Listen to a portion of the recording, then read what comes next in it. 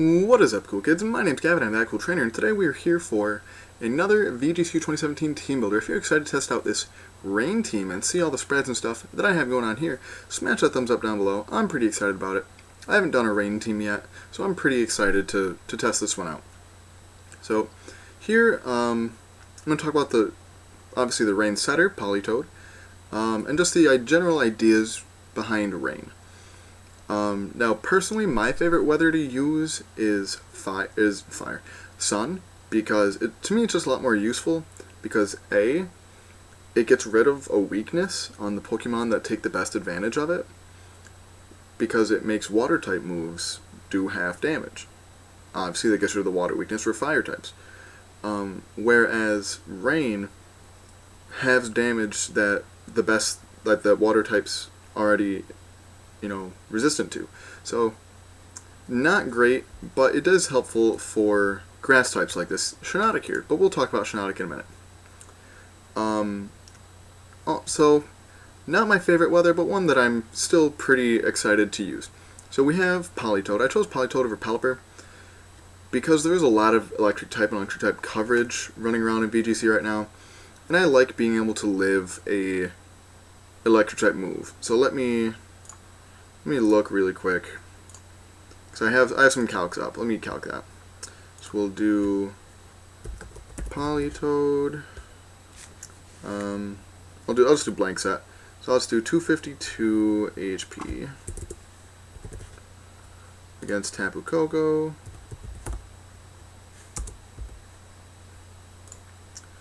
Okay, so Tapu Koko Thunderbolt is a guaranteed OHKO.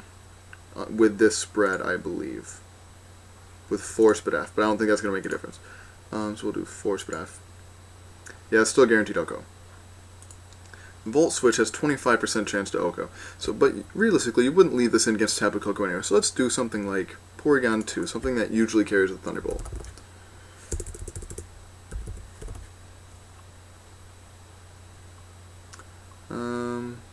Why is Porygon? There it is, Porygon 2.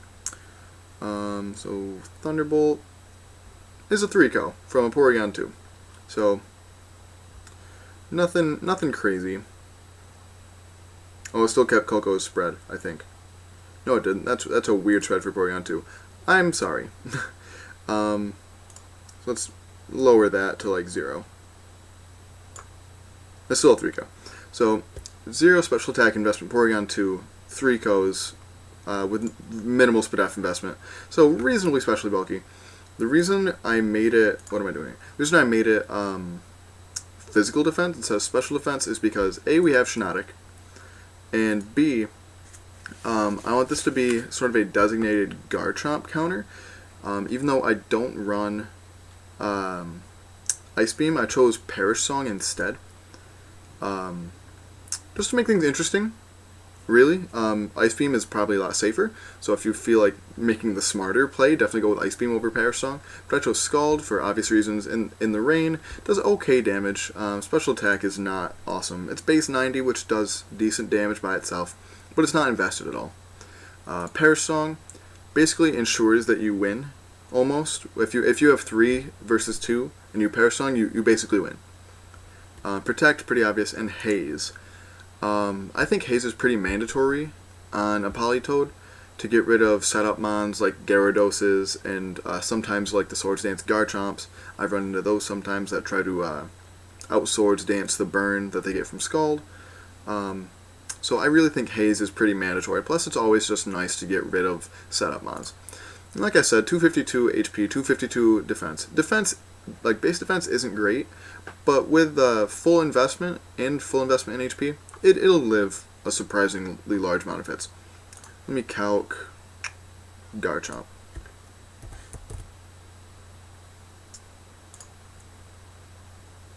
.252 defense. Bold nature, I believe. Yeah.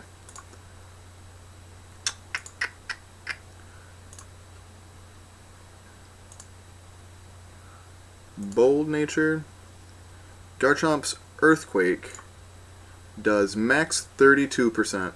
Dragon Claw does max 35%. So Pretty good Garchomp counter, if I do say so myself. So that is Politoed in a nutshell. Then we go to the Shiinotic. I only picked Shiinotic just for the shenanigans. I don't actually use it that often, because I did some testing of this on my own. Really doesn't, unless there is a really, really big need for it. It is a pretty decent Tapu Lele counter, because it can eat whatever hit Lele's going to give back to it. Plus, if the rain's up, between Rain Dish leftovers and potentially Leech Seed with Protect, it's going to get a lot of HP back every turn. At first I had Strength Sap instead of Spore, but I decided that Spore is just the better option in general. Because if you're going to use Strength Sap on something and get HP back, you might as well just put something to sleep. So that's why I did that. Moonblast, pretty standard, just so we're not total taunt bait. Protect, obvious. Leech Seed for extra recovery. Spore, really nice to have in a team. Because like I said, it's a pretty good Lele counter because you're going to live whatever it does to you. And you can put to sleep. Then you can bring out your Tentacruel or your Koko and kill it. So pretty decent counter there. If you're going to go with a bulky grass type, this is probably the one to do. But having said that, grass type is a generally not good type to have. It's weak to a lot of things, but the rain helps cover that. It helps cover the fire weakness. And for the spread, I decided defense isn't great. So I just put 4 in special attack. You can easily just put it in defense. Probably better to put it in defense. But max HP, max special defense, sassy nature, and I also made this sort of a trick room Shiinotic because its speed's only 30, which I believe is slightly better than Snorlax's. I might be wrong. I think Snorlax is 25. But it does really well in Trick Room. It outspeeds Marowak in Trick Room, so you can outspeed Marowak and put to sleep. Pretty nice. So that's Shiinotic. Eats hits pretty well, and gets a lot of HP back every turn between leftovers and the Rain Dish. Then we have Tapu Koko. Easily the best mount on this team. I'm running Choice Specs with Thunder. I basically just spam Thunder. If it's raining, there's no reason not to. It does so much damage. Like, really unbelievably amount of damage in the electric terrain, so I'm going to calc that as well. So Thunder versus a Mach, because I believe that it OHKO's Mach. Let's go Blank Set. 252 HP.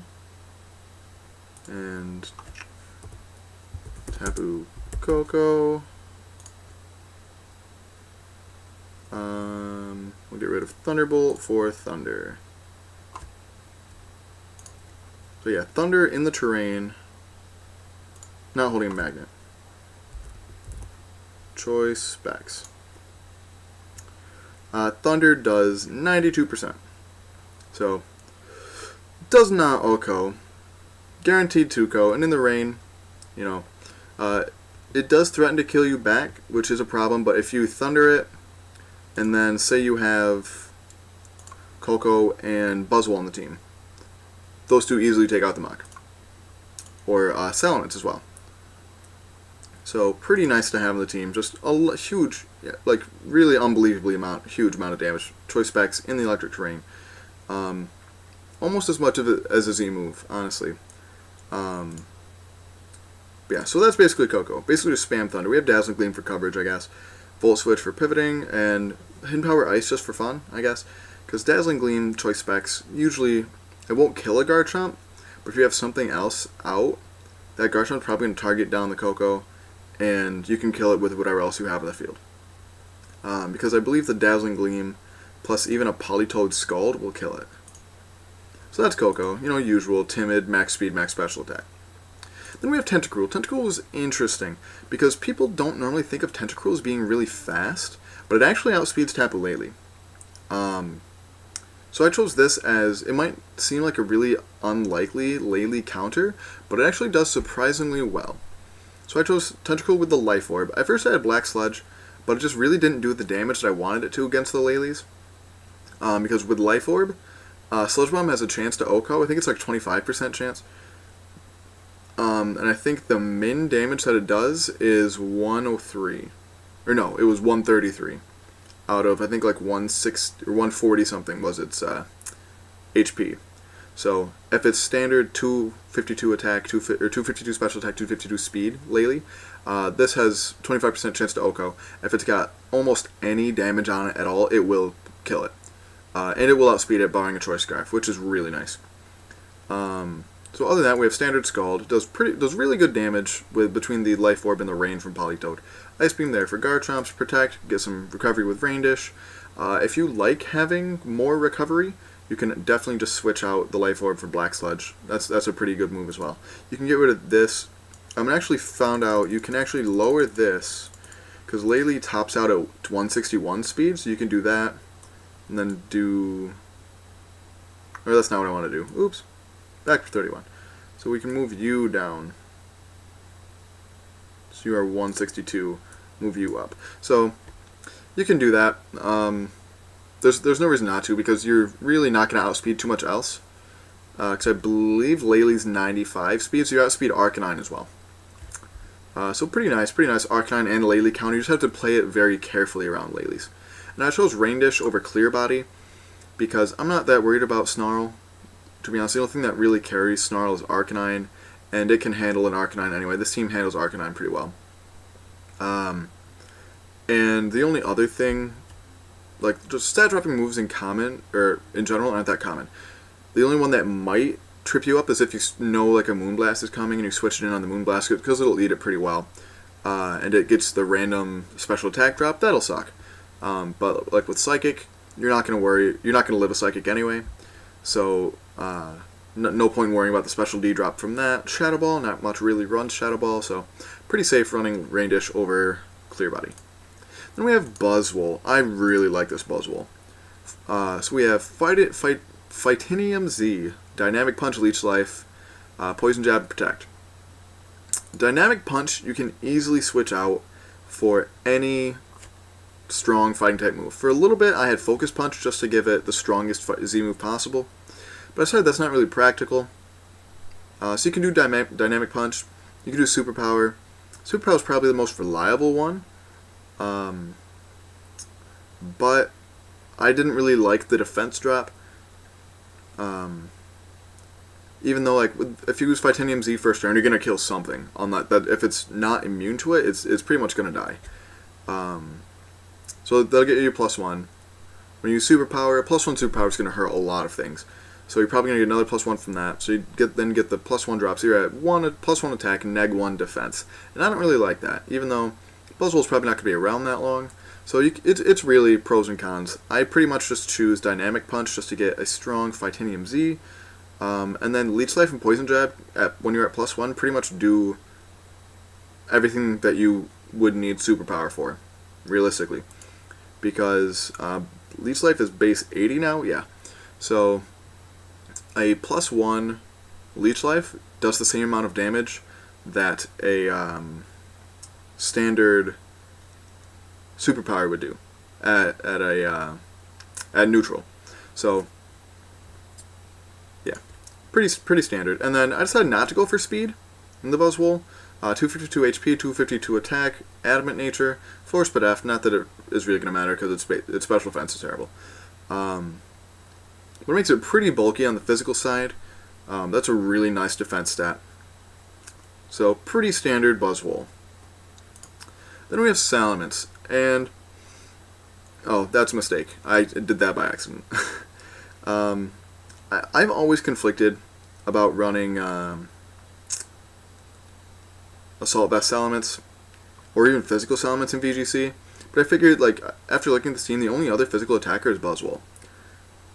So I kind of figured that I would need some kind of physical attacker on the team, so I chose Salamence just to have Intimidate, and so that I wouldn't have Arcanine on a Rain team, which obviously makes no sense.